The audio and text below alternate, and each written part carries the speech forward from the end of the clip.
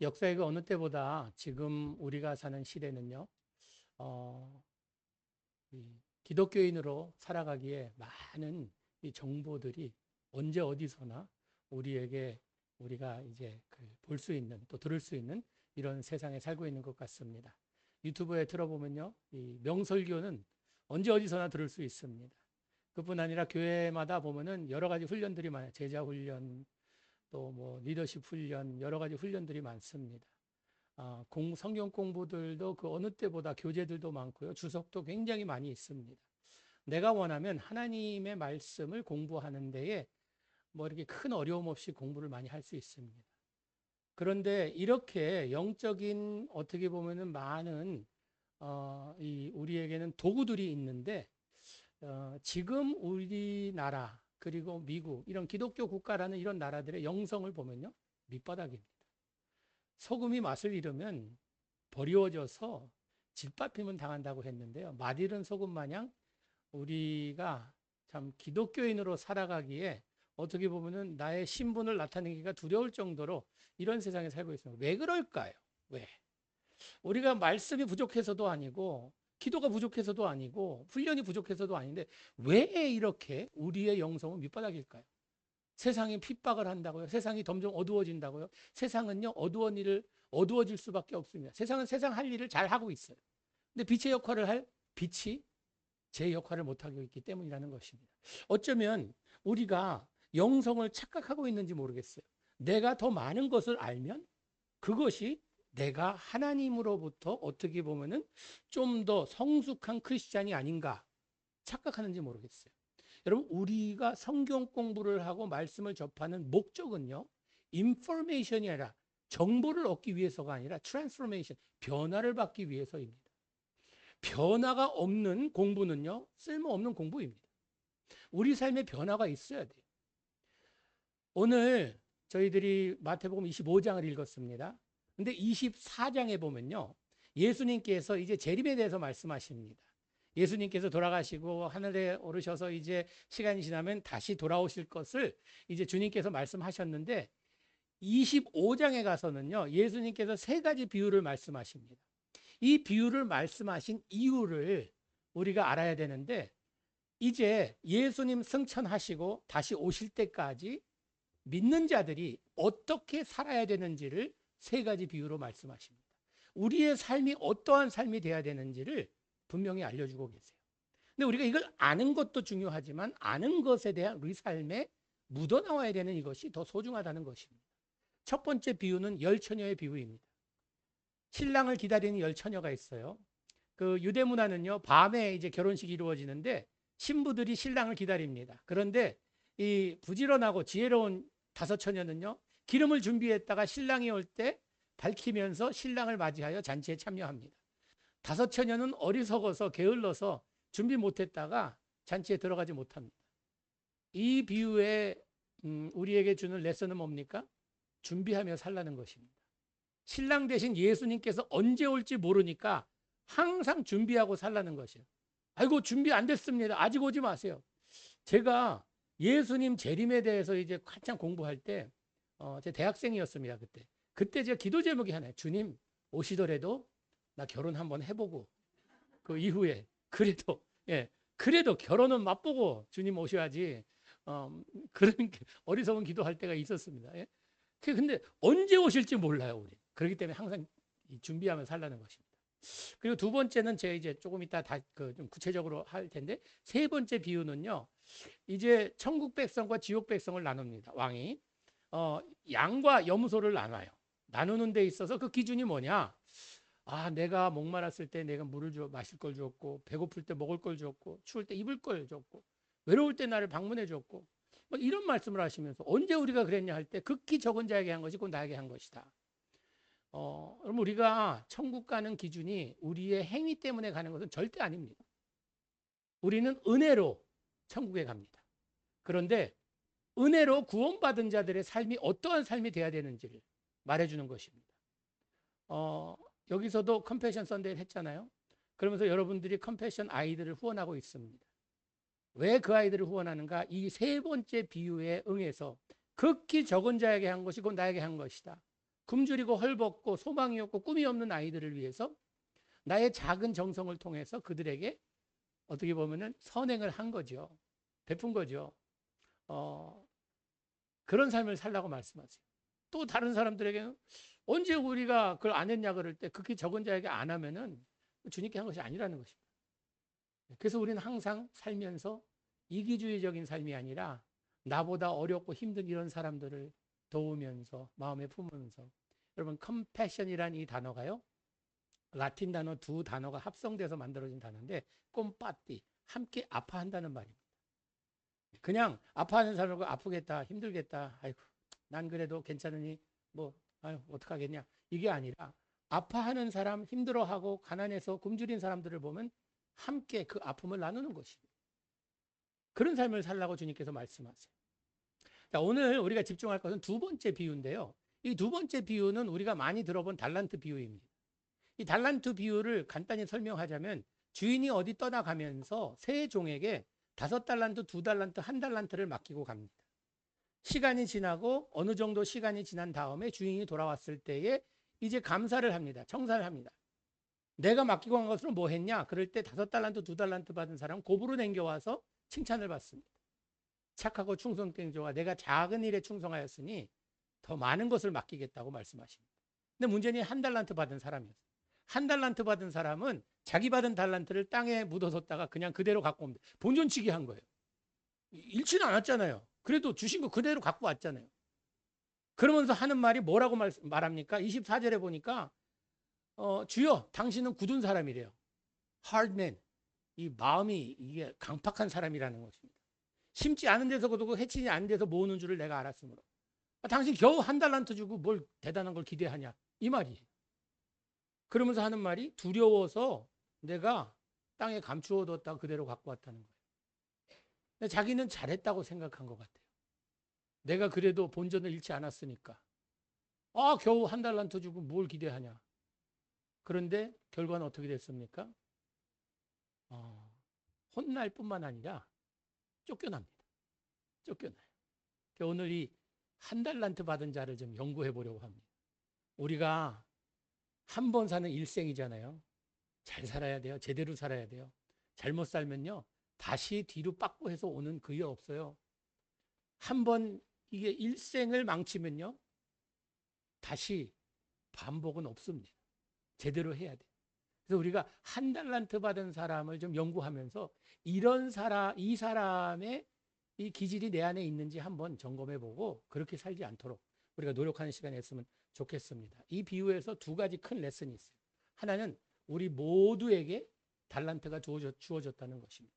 여기 성경에 보니까 각각 그 재능대로 그 능력대로 주셨다는 것이에요. 어떤 사람에게 많이 주고 어떤 사람에게 적게 줬다는 것입니다. 그건 주인 마음이죠. 주인 마음이에요. 엿장수가 몇 번이 가위질 하는가? 엿장수 마음이죠. 그것처럼 하나님이 누구에게 많이 주고 적게 주고 하나님 마음이에요. 토기장이 마음이죠. 어떻게 만드냐. 저는 항상 불만이 뭐였냐면 하나님 나 좀 늘씬하고 키 좀 크게 좀 만들어 주시지. 왜 이렇게 옆으로만 크게 만드셨냐고 이랬는데 그거는 토기장의 마음이죠. 토기장의 마음이에요. 어떻게 만드냐. 내가 토기장이가 만드신 그것에 대한 만족함이 없다고 항상 불행 가운데 살 수밖에 없잖아요. 우리 모두에게 달란트를 주셨어요. 저는 어려서 달란트가 없는 줄 알았어요. 부모님이 항상 저를 위해서 기도를 제일 많이 하셨대요. 제가 잘하는 게 없었어요. 그러니까 아까 말씀드린 맷집만 좋았어요. 맷집만 좋았지 잘하는 게 없었어요. 그래서 맨날 보면은 일만 저지르고 아버지 카메라를 다 뜯었어요. 어떻게 이 사진이 찍히지? 그게 다 뭐 이거 해갖고서는 다 뽑아갖고 했는데 어떻게 잘 모르겠어요. 다시 다 맞췄는데 뭐가 남는 거예요. 다 맞췄는데 그다음 안 돼갖고 그 다음에 또 막 얻어맞고 막 그런 그래서 저는 항상 부모님의 기도 제목이었습니다. 저희 형님은 손재주가 좋았어요. 여동생은 글을 잘 썼어요. 근데 저는 잘하는 게 없었어요. 여러분 가정에 그런 아이 있습니까? 걱정 마세요. 목사 됩니다.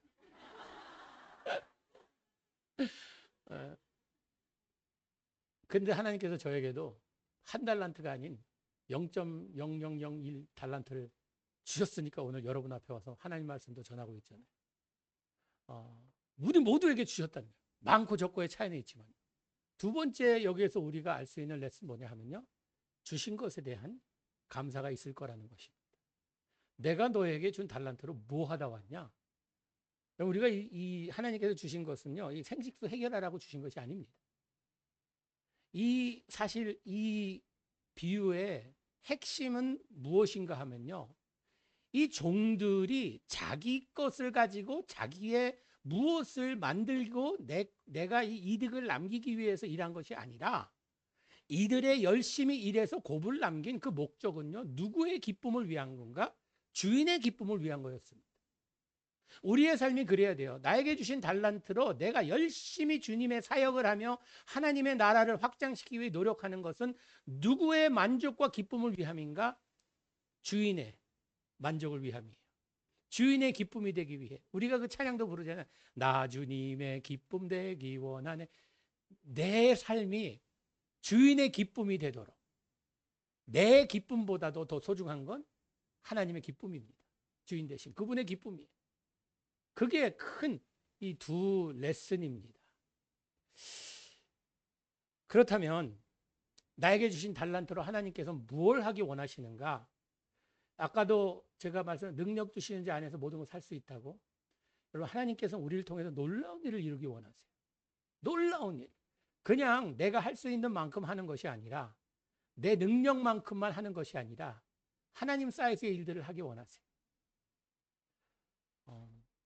한 번은 TV를 보는데 TV에서 이상한 서커스를 한대요. 서커스를 하는데 벼룩 서커스래요. 벼룩이 서커스. 벼룩이를 젊은 분들은 보지도 못했죠. 벼룩이의 능력은 뛰는 겁니다. 팍 뛰면요. 자기 몸의 수백 배를 뛰어요. 그게 자기가 이 벼룩이가 받은 달란트예요. 탕 뛰면 뭐 보이지도 않아요. 굉장한 능력을 가지고 있어요. 근데 서커스를 한대요. 어떻게 벼룩이 서커스를 해요? 다리를 부러뜨렸나? 아니면 실로 묶었나? 시간이 돼서 나왔는데 요만한 탁자에 뭐 미끄럼틀도 있고 시소도 있고 그렇더라고요. 그 병에 갖고 나오는데 보니까 살아있어요. 움직여요. 뚜껑 열면 튈 텐데 안 튀는 거예요. 핀셋으로 잡아서 미끄럼틀에 놓으니까 다리 흔들면서 내려와요. 뭐 시소에 놓으니까 그냥 왔다 갔다 하면서 뛰질 않는 거예요. 쟤네들 왜 안 뛰지? 사회자가 물었어요. 어떻게 훈련시켰냐고. 그랬더니 잡는 게 힘들지 잡고 나면 게임 오버래요. 잡아갖고 목이 낮은 이런 병에 담아놓으면요. 구멍 몇 개 뚫려서 열심히 뛴대요. 왜? 자기가 받은 달란트가 뛰는 거니까.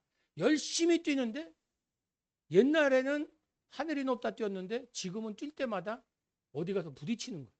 뚜껑에 부딪히는 거예요. 힘을 다 탁 힘을 줘서 뛰었는데 머리가 더 쾅 부딪혀서 현기증이 나고 어깨가 부딪히고 여기저기 멍들고 뭐 어지럽고 막 이러면서 이 작은 벼룩이가 생각을 한대요. 왜 그러지? 전엔 안 그랬는데. 그러면서 한참 그러다가 아프고 멍들고 힘들고 그러다가 마음의 결단을 내린대요. 뛰면 안 되나 보다. 뛸 때마다 아프구나. 그만 뛰어야겠다. 기어다닌대요. 그다음부터. 그걸 보면서 와, 저게 우리의 모습이 아닌가?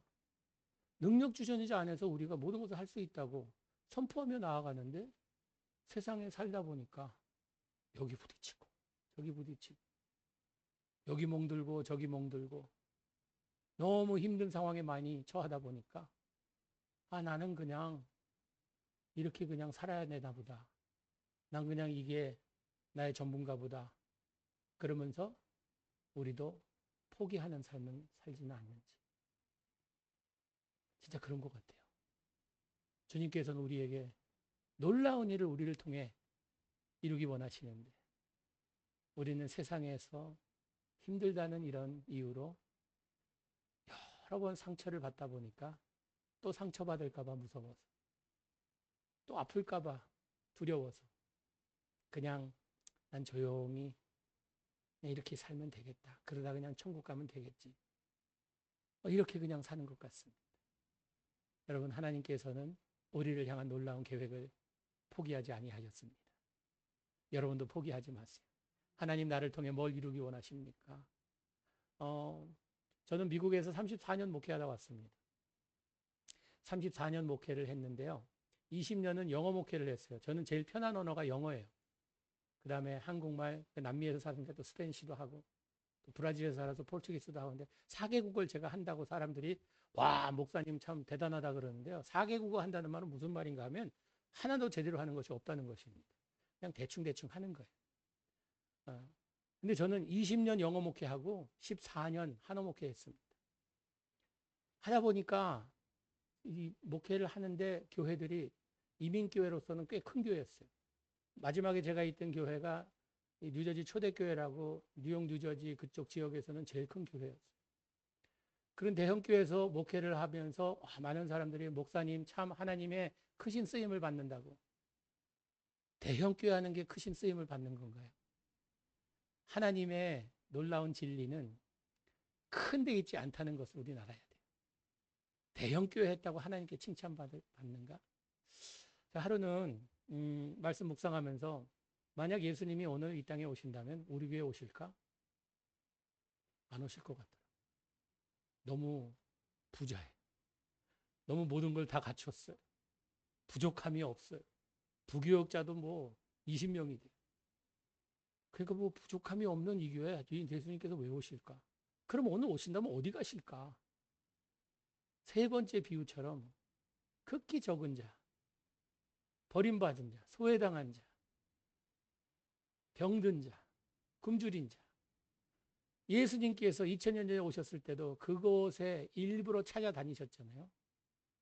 그래서 저도 이게 성경의 진리는 위대한 데 있지 않고 작은 곳에 있고 주님의 마음은 그런 곳에 있고 그래서 컴패션에 오게 된 것이에요.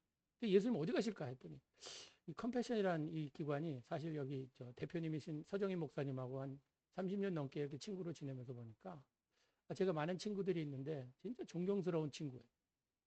그 가난한 어린아이들을 위해서 자기의 삶을 전체를 다 바친 이 모습을 보면서 너무 멋있어 보이는 거예요. 세상적으로는 큰 교회에서 목회하면 이게 여러 가지 베네핏들이 많이 있는데 혜택이 많이 있는데 전혀 개의치 아니하고 여러분 우리는 예수님의 마음이 있는 그곳을 찾아가야죠. 그게 하나님의 놀라운 능력을 우리가 체험할 수 있는 기회입니다. 멋지고 빛나고 아주 대단한 이곳에 찾아다녀서 그곳에서 하나님께서 나를 통해 큰 일을 하신다? 절대 안 그렇다는 것입니다. 저는 34년 목회를 했지만 지난 3년 반 동안 컴패션에 와서 하나님께서 나에게 베풀어 주신 사랑과 은혜와 축복과 감동과 감사가 34년 동안 내가 경험한 것보다 더 크다는 것입니다. 하나님의 부르심에는 후회함도 없고 실수함도 없다고 우리가 찬양도 부르잖아요. 찬양처럼 하나님의 부르심에 우리의 삶을 드릴 때에 하나님께서는 내가 가지고 있는 작은 달란트라 할지라도 그걸 통해 놀라운 일을 행하신다는 것입니다. 제 별명이 파괴분자였어요. 아버지 카메라도 부시고 여러 가지 많이 부셨어요. 그건 한 가지 예고요. 파괴분자였어요. 파괴분자인 제 삶을 주님께 드릴 때 주님께서 한국까지 보내주시고 의정부 제가 태어나서 처음 와봅니다. 예, 의정부 처음 와봐요. 얘기는 많이 들었어요. 의정부 미군들이 있고 그런데 미군도 없어지고 그래서 살기 좋아졌다고. 이 하나님께 제 작은 달란트 주님 나 가진 거 얼마 없으니까 주님 알아서 하세요. 근데 이 달란트 주님 원하시는 대로 쓰세요 했더니 하나님께서 여기까지 보내주셨네요. 이 한 달란트 받은 사람 한번 연구해 보도록 하죠. 이 사람의 문제는 뭐였을까요? 이 사람의 문제는 첫째 꿈이 없었어요. 비전이 없었다 그러죠. 그럼 비전이란 뭡니까? 비전 제가 청년 때 집회 가면요. 항상 젊은이 집회 가면 청년 집회 가면 항상 메시지 똑같아요. 젊은이요 비전을 가지라 그래요. 비전을 가지래요. 잘 보이는데 뭘 더 보라고 비전을 가지래요.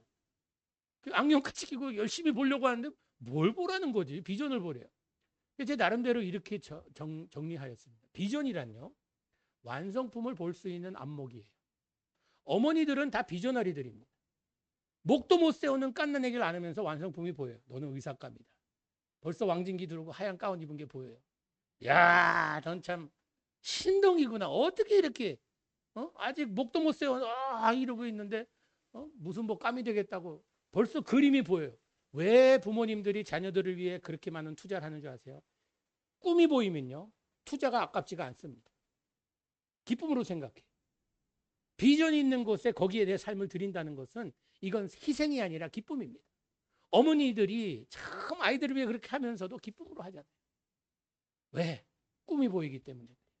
여러분 하나님 나라도 마찬가지입니다. 하나님 나라의 그림이 보이기 시작합니다. 저는 컴패션에서 가난에 있는 아이들에게 예수 그리스도의 믿음을 그들에게 심어서 꿈을 꾸게 만듭니다. 그 아이들이 어떻게 될지 그림을 그리기 시작하면요. 신이 나요. 얘가 이제 예수님을 만나서 예수님 손잡고 꿈을 꾸면서 이제 그의 삶을 펼쳐나갈 때, 야, 놀라운 그림이 그려지는구나. 제 나이 지금 뭐 이제 60, 한국 나이로 64세인가요? 3세인가? 그런데 손주가 둘입니다. 그런데 힘들지가 않아요. 우리 컴패션에 같이 우리 팀장님이세요. 우리 비전 트립 팀의 팀장님이신데, 예, 이제 목사님 이태리에 갈 수 있어요? 저는 저에게 다 줬으면 좋겠어요. 한 37번 갔는데 제가 한 30번은 갔으면 좋겠어요. 그만큼 즐겁습니다. 가서 아이들을 만나고 함께 간 분들이 참 거기에서 함께 눈물을 흘리고 함께 꿈을 꾸는 이것이 너무나 신나고 즐거워. 근데 이 한 달란트 받은 사람은요. 꿈이 없었어. 꿈이. 여러분 우리가 꿈이 있는 곳, 비전이 있으면요. 그곳에 투자하는 것이 아깝지 않다 그랬잖아요. 한 번은 제가 아내랑 백화점에 이제 같이 쇼핑을 갔어요. 여러분 남자가 여자 쇼핑 따라간다는 건요. 이게 순교의 정신 가지지 않으면 못 갑니다. 그러면 남자는 쇼핑하면 머리에 떠오르는 물건이 있잖아요. 그러면 어디 가서 물건 사서 돈 내고 나오면 그게 쇼핑이에요. 여자는 아무 생각 없어도 쇼핑 간다고 합니다.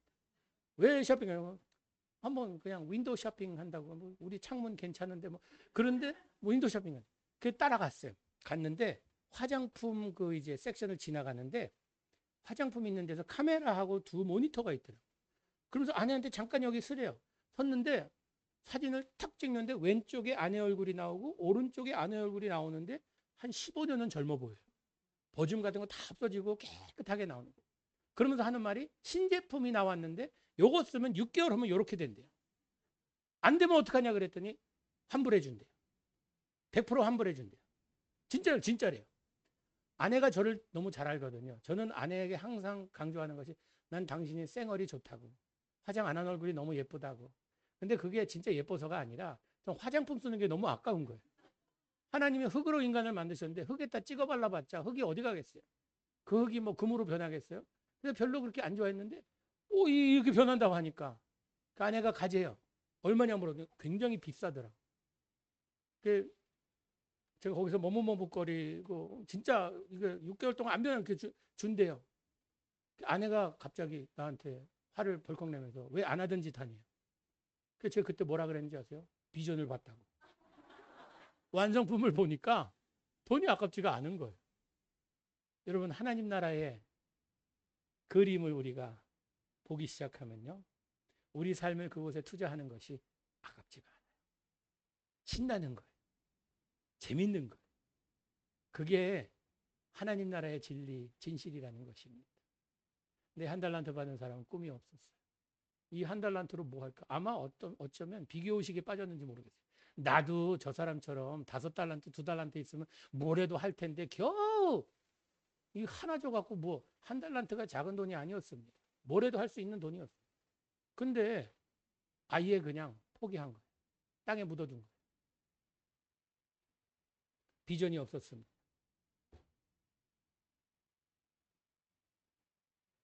두 번째 이 한 달란트 받은 사람의 문제는 뭐였냐 하면요. 너무 큰 거에만 집중해 있었다는 것입니다. 5달란트, 2달란트 받은 사람이 칭찬을 받는데 뭐라고 그러고 칭찬받아요? 내가 작은 일에 충성하였습니다. 작은 일에 충성하였어요. 자기가 가진 것이 너무 작다고 생각했는지 뭘 한 방에 크게 해보고 싶었는지. 근데 이 진리를 아세요? 성경의 진리는요. 큰데 있지 않습니다. 겨자씨와 같은 믿음이 산을 넘길 만한 능력이 된다고 말씀하시고 좁은 문으로 들어가리. 좁은 길로 걸으리. 어린아이와 같은 믿음을 가지리. 2, 3 사람이 모인 곳에 함께 해주시겠다고 말씀하세요. 우리의 생각엔 수천 명, 수만 명이 모여야 하나님께서 기뻐하시고 우리가 그렇게 많이 모여서 큰 목소리로 찬양을 드릴 때 영광 받으신다. 아니요. 주님께서는 두세 사람이 주님의 이름으로 모인 그 목적이 분명한, 대상이 분명한 그러한 모임 가운데 함께 해주시겠다고 말씀하세요. 그렇기 때문에 우리 교회, 작은 교회, 아니요. 주님 보시기에는 두세 사람보다 훨씬 많잖아요. 이곳에 우리가 예수 그리스도를 사모하는 마음으로 모일 때 우리와 함께 해주신다는 것입니다. 목사님이 저를 처음에 이제 설교부터 할 때, 목사님, 우리 교회 너무 작은 교회라서, 그래서 제가 그렇게 말씀드렸는데, 양이 많다고 먹이고 양 한 마리밖에 없다고 굶길 겁니까? 목사님, 뭐 그렇게 큰 교회만 저 찾아가는 사람, 그런 사람 아닙니다. 제가 한번 전도사 때 수련회를 갔는데, 수련회를 초청받아 갔어요, 강사로. 근데 갔는데, 저쪽에서 이제 애들 2명이 놀고 있어요. 근데 제가 도착하니까 거기에 이제 선생님이 막 뛰어나온 거예요, 제가 도착했다가. 애들 다 어딨냐, 근데 2명이래요, 저기. 2명이 다래요. 그래서, 이게 성경적이구나. 두세 사람이 모인 곳에 함께 하신다 그래서 그때 제가 그 두 아이하고 선생님하고 너무 가까워진 거예요. 그냥 뭐 이렇게 강단에 쓰지도 않고 그냥 테이블에 앉아서 계속 이야기하고, 뭐 설교가 아니고 그때는요, 같이 이렇게 이야기를 나누면서, 참 예수님이 제자들과 이야기를 나누면서 음식 나누면서 그런 것처럼 그 두 아이들이 아직까지도 지금 샌프란시스코에 살고 있는데, 한 친구는 샌프란시스코 경찰이라서 가끔 가면은 만나기도 합니다. 너무, 그래서 우리는요, 너무 큰 거에만 집중하면서 하나님이 내가 헌금을 많이 해야, 아니, 절대로 그렇지 않죠. 2렙돈을 드린 과부가 주님께서 소중히 여기셨어요. 대단한 것에 감동받는 것이 아니라 하나님께서는 이 작은 것을 통하여서 하나님이 큰 영광을 받기 원하세요. 그래서 내가 받은 것이 너무 적다고요, 하나님은 큰 것에 감동받는 것이 아니에요. 이 과부에게는 2렙돈이 전부였어요. 부자에게는 큰 돈 뭉치를 드리는 것이 자기의 작은 한 부분이었고, 우리는 이걸 분명히 알아야 돼요. 한 달란트 받은 사람은 자기가 받은 것이 뭐 겨우 그러면서 뭐라 그러면서 주인에게 이걸 답하냐 하면요, 당신은 24절에 뭐라고 기록되어 있습니까? 당신은 굳은 사람이라, 심지 않은 데서 거두고 해치지 않은 데서 모으는 줄 내가 알았다. 겨우 요만큼 주고, 그 주인을 욕하는 거예요. 주인을 사기꾼 취급하는 거예요. 겨우 요거 주고 뭘 기대하냐. 여러분, 우리도 그럽니까? 하나님, 나에게 좀 더 줬으면 내가 주님께 제대로 뭘 할 수 있었을 텐데 겨우 나에게 뭐 이거밖에 안 주시고. 제가 아는 권사님 한 분이 샌프란시스코에서 제가 처음에 전도사 때 목회할 때, 사역할 때, 그때 이제 이 권사님이 몸도 약하셨어요. 그런데 이 강대상 뒤에 십자가, 뭐예요, 구리로 만든 십자가가 있었어요. 근데 구리로 만든 십자가가 이만한 게 있었는데, 새벽 기도 끝나고는요, 매일 그 헝겊 가지고 계속 거기에 딱 광내시는 거예요. 계속 광내시는 거예요. 그래서 권사님, 한 일주일에 한 번만 해도 충분한데요, 그랬더니 권사님이 아니라고, 내가 할 수 있는 일이 뭐가 있겠냐고, 지금 경제적인 능력도 안 되고 뭐 그런데 내가 주님 앞에 갈 때까지는 내가 할 수 있는 일은 뭐 작은 일이라도 내가 해야 되지 않겠냐고. 그런데 그 권사님이 그래서 돌아가셨어요. 돌아가셨는데 그 하는 사람이 없어지니까요, 광이 사라진 거예요. 그 광이 반짝반짝하던 십자가가, 그 광채가, 이게 뭐 하면은 저 등이 비추면요, 거기가 그냥 반짝반짝하고 그랬는데 권사님 돌아가시니까 십자가가 빛나지가 않는 거야. 야, 그 작은 일도 하나님께서 그렇게 참 예배드리는 자로 하여금 십자가의 광채를 볼 수 있는 그 일을 하게 하셨구나. 여러분, 큰 일로 하나님 감동시키려 하지 마세요. 하나님은 적은 일에 감동받으십니다. 내가 받은 것이 작다고 불평하지 마세요. 내가 작은 것을 받았다고 하면요, 주님께서는 그 작은 것을 통하여서 놀라운 일을 행하십니다. 자, 그 다음에 세 번째는요, 비전을 가져야 돼요. 작은 것부터 시작해야 돼요. 당장 시작해야 됩니다. 하나님이 나에게 숙제를 주시고 꿈을 주시고 계획을 주셨다면요, 그걸 기다리지 마시고 뒤로 미루지 마시고 당장 시작해야 돼요. 뭐라고 욕먹었는지 아세요? 게으른 종이라고 욕먹었어요. 왜 게을러요? 아무것도 안 했기 때문입니다. 여러분, 내가 언젠가는 주님을 위해서 나의 삶을 바치겠다. 언젠가가 아니라 지금이에요. 금 중에 제일 비싼 금이, 제일 소중한 금이 지금이라 그러잖아요. 지금 해야 돼. 지금. 왜? 내일은 보장되지 않기 때문입니다. 지금을 영어로 프레젠트라 그래요. 영어로 선물을 프레젠트라 그래요. 같은 스펠링이에요. 하나님께서 우리에게 주신 지금의 선물이에요. 지금이라는 이 시간에 나에게 주신 사명이 무엇인지, 소명이 무엇인지 그 일을 위해서 내가 열심을 다해야 된다는 것입니다. 뒤로 미루지 마세요. 제가 후회하는 일이 이제 가끔 있긴 한데, 한 번은 제가 한국에서 10살 때 떠났는데 그때까지 이모가 4분이셨어요. 이모가 참 3분이고 삼촌이 1분이었는데, 제가 제일 좋아하는 이모가 이제 둘째 이모였어요. 둘째 이모였는데, 그 이모가 내가 왜 그리 좋아했냐 하면요, 저희 아버님은 만화책을 못 보게 했습니다. 저희 집에 만화책을 뭐 봤다가 걸리면 큰일 나요. 그 만화책을 못 보게 해요. 그런데 만화책 보고 싶으면 그 이모 집에 가면 돼요. 이모가 만화책을 아예 싸놓고 기다리세요. 요즘 이게 유행하는 거라 그런다고 거기에서 이제 추천받아서 만화가게에서 빌려왔다 그러면서 뭐 이렇게 싸는, 거기 가면 열심히 만화책을 볼 때 이모는 제가 좋아하는 김밥을 말아주세요. 김밥을 열심히 말아갖고 잘라주시고 그런 이모였어요.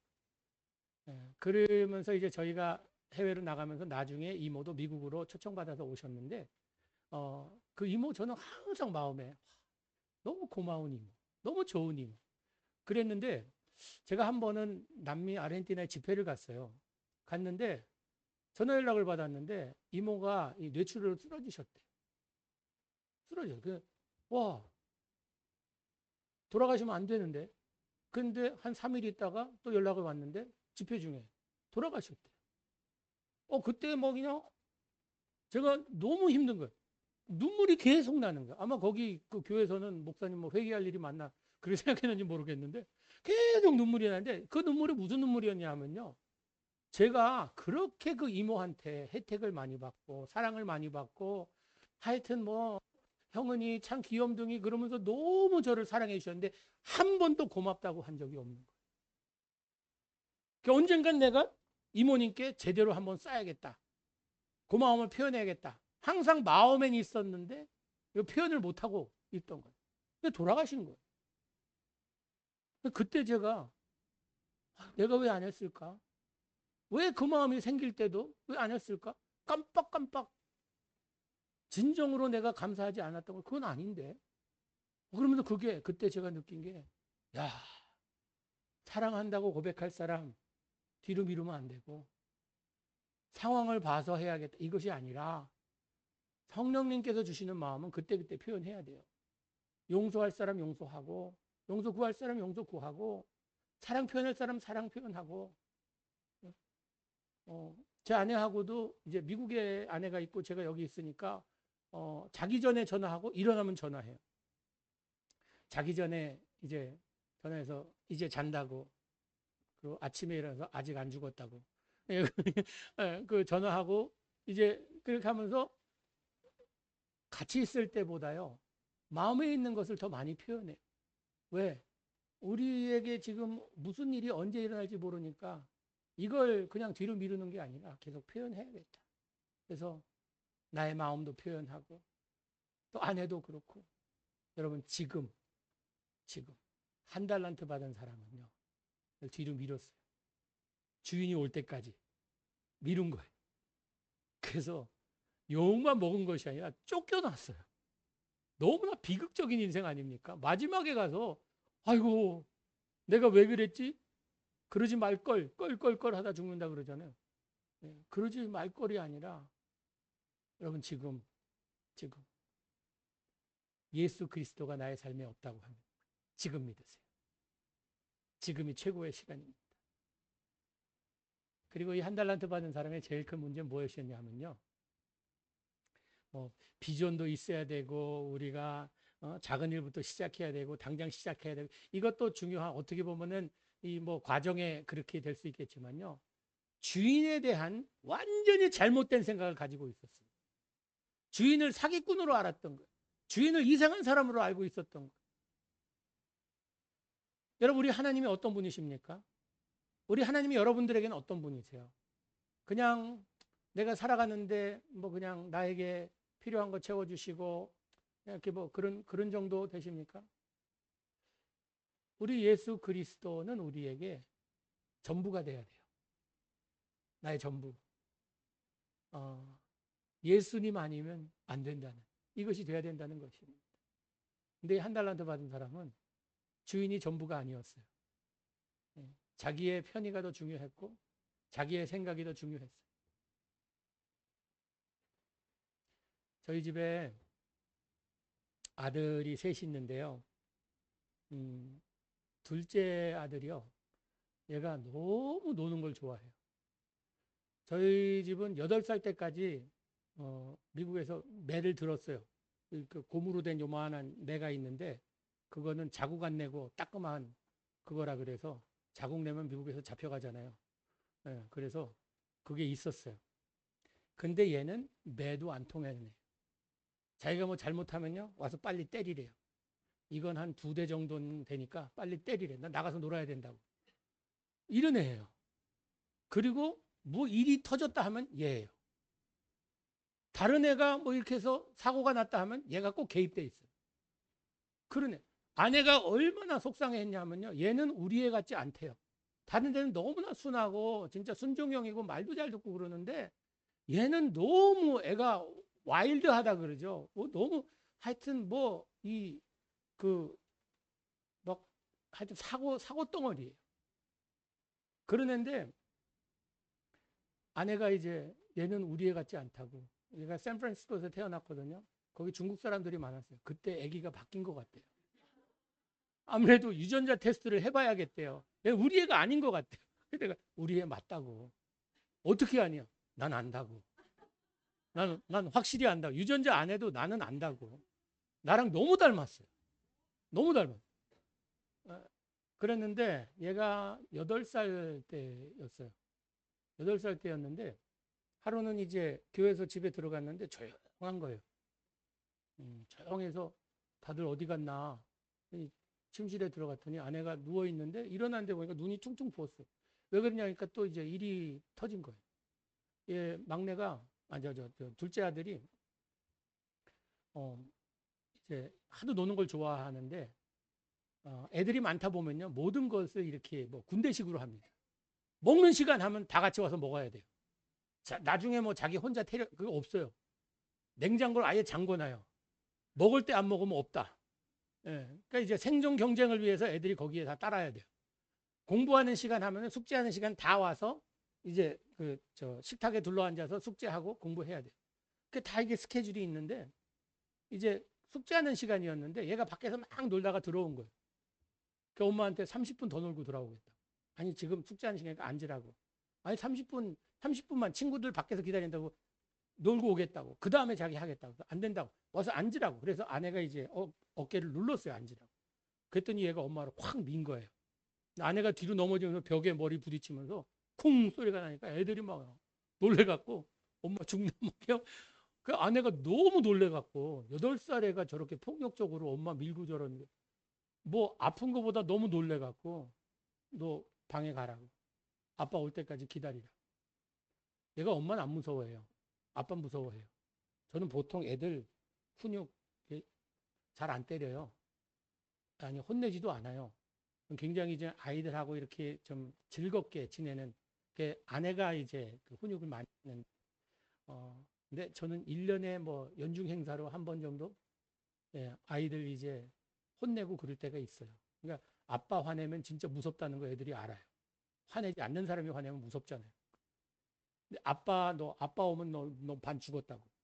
그럼 반 죽인다는 말이 사랑의 표현인 거 아시죠? 반은 살려준다는 말 아니에요?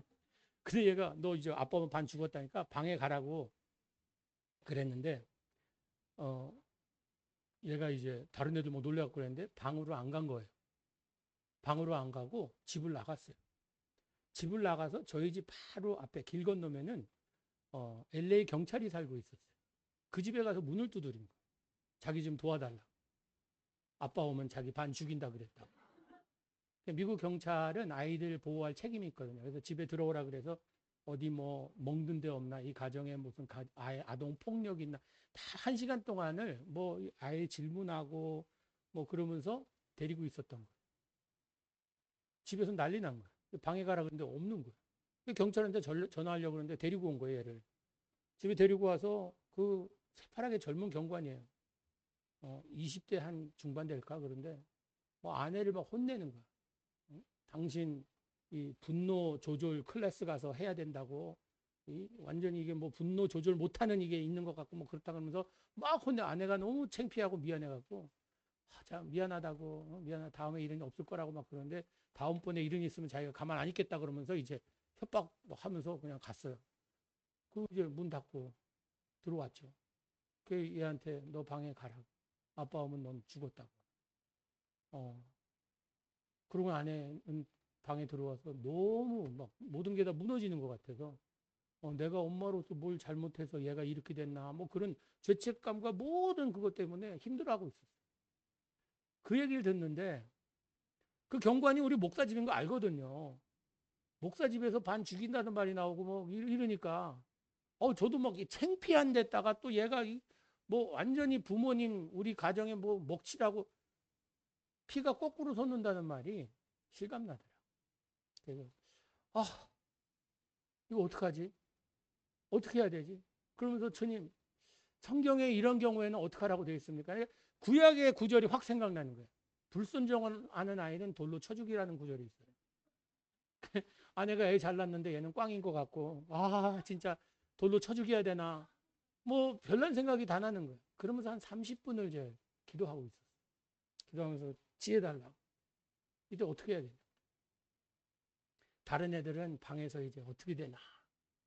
진짜 예수님 재림하지 않으시면 예수님 오늘 만날 것 같은데 어떡하나 그러고 조용히 있는데 내려오라 그랬어요. 제가 2층 집이었거든요. 내려오라 그랬는데 얘가 내려오는데 보니까 이상해요 좀. 근데 얘가 좀 머리를 쓴 거예요. 맞을 것 같으니까 이제 좀 준비하느라고 옷을 한 7겹을 입은 거예요. 그 뚱뚱해져 갖고 이거 땀을 뻘뻘 흘리면서 이러면서 내려오는 거예요. 저만큼 서서 가까이 오라고 한 20번은 불렀을 거예요. 제 앞에 딱 와서 서서 제가 손목을 잡았어요. 저는 앉아있고 얘는 서 있는데 얘가 떠는데 제가 손목을 잡았는데 오른손이 같이 떨리는 거예요. 얼마나 무서워서 떠는지 벌벌벌벌 떠는 거예요. 이거 안 되겠다 해갖고 허리를 잡았어요. 그래서 끌어다녀서 안았어요. 안고 제가 아들아 아빠가 너무 미안하다. 내가 두렵고 무서울 때 아빠한테 달려와야 되는데 다른 사람한테 달려가게 해서 아빠가 너무 미안하다. 아빠 용서해줘. 아빠의 마음은 이런 마음이야. 너를 내 목숨보다 더 사랑해. 너는 나에게 내 생명보다도 소중한 나의 아들이야. 그런데 아빠가 그걸 잘 표현 못하고 너도 잘 이해를 못하고 그래서 아빠가 너무 미안하고 제가 막 그냥 울면서 얘기했어요. 그랬더니 얘가 우와 소리 지르더니 8살 나니까 목을 놓아 우는데 우는 거예요. 그 다른 애들도 보니까 이제 상황이 좀 파악된 거예요. 그 다들 내려왔어요. 내려와서 얘 위로해 주면서 괜찮다고 하면서 하나의 얘기죠. 아빠가 너희들을 위해서 죽는 것 할 수 있어. 할 수 있어. 너희들은 내 생명보다 소중하기 때문에. 저는 가상적으로 이야기했어요. 죽을 수도 있다. 근데 우리 주인 되신 하나님 아버지께서 죽으셨어요. 우리를 위해. 죽으셨어요. 죽을 수 있다가.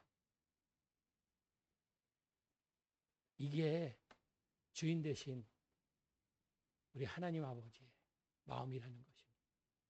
우리는 이 마음을 좀 제대로 알아야 돼요. 그렇지 않다 보면요. 좋으면은 하나님 헤헤 그러고 안 좋은 일 생기면 하나님 왜 그래요? 막 이러면서 이렇게 돼요. 그리고 몇 년이 지났어요. 얘가 초등학교 졸업할 때가 됐어요. 졸업할 나이가 돼갖고 졸업하는데 미국에서 이제 졸업식 때 그 초등학교에서 한 해 한 해 나와갖고 자기 이름 대고 이 다음에 거기서 자기 뭐 되겠다고 이야기해요. 근데 우리 아들 차례가 왔어요. 딱 나오더니 자기 이름 대더니 내가 이 다음에 크면 아버지처럼 목사 되고 싶대요. 그 얘기 딱 듣는데 갑자기 눈물이 나는 거예요. 무슨 눈물이지? 이거 뭐 어디서 나는 눈물? 가만 그러니까 제 생각이 그때로 확 가버리는 거예요. 그때 내가 홧김에 반 죽여놨으면 얜 절대로 뭐 아빠처럼 안 되겠다 그랬을 텐데. 아빠의 마음을 알고 나니까 아빠처럼 되고 싶대. 여러분 우리가 하나님의 마음을 알고 나면요. 에덴 동산에서 이루어진 하나님의 형상 그거 다시 회복하고 싶은 마음이 간절히 생긴다는 거죠. 나도 하나님처럼 사랑하고 싶고 나도 하나님처럼 참 인자하고 싶고 나도 하나님처럼 용서하고 싶고 나도 하나님처럼 참으로 헌신하며 희생하며 살고 싶습니다라는 그런 마음이 저절로 생긴다는 거지. 주인의 마음을 알게 되면 내 한 달란트 받은 사람은 주인을 몰라도 너무 몰라요. 그래서 욕먹을 때 게으르고 또 뭐가 붙어요? 악한 종이라고 붙어요. 왜 악했어요? 주인을 몰라도 너무 몰라요. 여러분 우리가 하나님을 알아가는 그 과정 가운데서 아직도 우리는 알아가고 있습니다. 우리는 주님 앞에 설 때까지 주님을 계속 알아가고 있어요. 모르던 면 또 알게 되고 또 알게 되고 하면서 계속 발견하면서 하나님의 그 위대하시고 하나님의 그 거룩하심을 우리가 알아가면 갈수록 그분을 더 사랑하게 된다는 것이. 우리 그 아들 어떻게 됐는지 궁금하시죠? 이 아들이 한 2주 전에 그 2주 전이 한 3년 전에 신학교 가려고 이제 그 지원을 했는데 그 교회에서 미국 교회 다니는데 그 교회에서는 신학생들 신학교 가겠다는 그런 교인들을 교회에서 먼저 이제 테스트를 해요. 얘가 부르심이 분명한가 또 준비가 됐는가 성경의 지식은 어떤가 다 이제 그 시험을 보는데 교회에서 근데 그 시험에서 떨어졌어요. 예, 그래갖고 아직도 시간이 아닌가 보다 때가 아닌가 보다 했는데 2주 전에 저한테 연락이 왔어요. 아빠 내가 지금 신앙생활 하면서 혼자 하는 것보다 나에게 멘토가 필요하대요. 영적 멘토가 필요한데 아빠가 나의 멘토가 돼줄 수 있어? 그러는 거예요. 아빠한테 멘토가 돼줄 수 있어 하는 이것은요. 아빠로서 최고의 축복이에요. 아빠한테 배우고 싶다는 거 아닙니까? 저는 아빠로서 별로 한 일이 없어요. 진짜 저희 아버님 보고 배운 게 그냥 어렸을 때는 맞으면서 난 절대로 내 아이들에게는 이렇게 진짜 동물처럼 대하고 막 매들고 그러지 않겠다 했는데 저도 별다른 게 없더라고요. 근데 아들이 아빠한테 멘토가 돼달래. 오늘 저녁에 처음 만남입니다. 우리가 이제 줌으로 오늘 저녁 9시에 한국 시간 9시로 이제 만나기로 했는데 저에게 너무나 감격한 일이. 여러분 우리가 하나님을 제대로 알고 나면 하나님의 마음을 이해하고 나면요. 하나님이 나의 멘토가 되는 것을 간절히 우리는 소망할 것입니다. 그 다른 어떤 사람보다 주님 나의 멘토 되주세요. 나 주님의 모든 것을 배우며 살아가기 원합니다.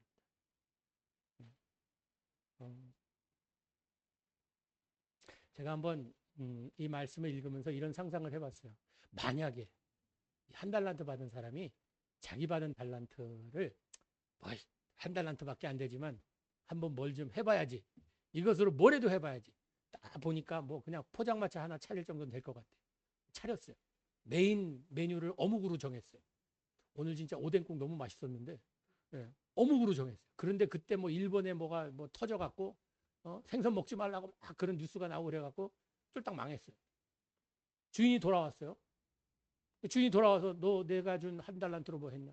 제가 포장마차 차려갖고 어묵을 메인으로 해갖고 했는데 거기서 뭐 터져갖고선 생선 먹지 말라 그래서 쫄딱 망했습니다. 주신 그 한 달란트도 다 날렸어요. 아유 죄송합니다. 이랬다고 하면요. 주인이 뭐라 그랬을까? 내가 믿고 아는 주인은요. 이랬을 것 같아요. 아이 안 됐구나. 미안하다. 내가 좀 더 주고 갈 걸.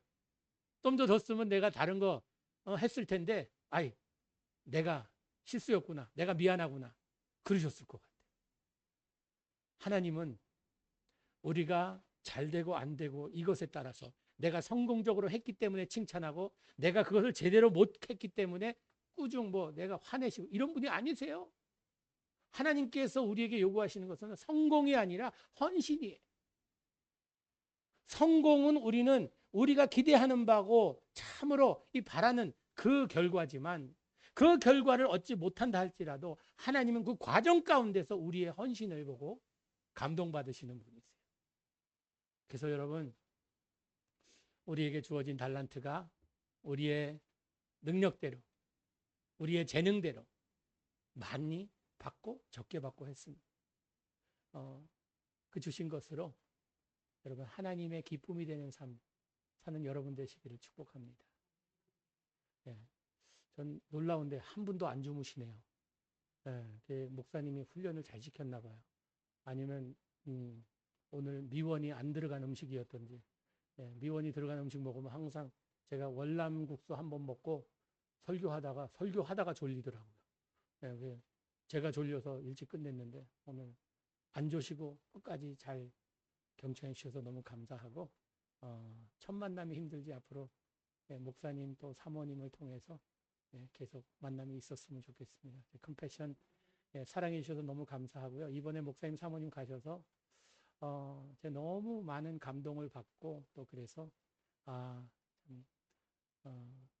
너무 좋으신 분들이구나 또 이렇게 또 불러서 말씀 전할 기회도 주셔서 너무 감사합니다.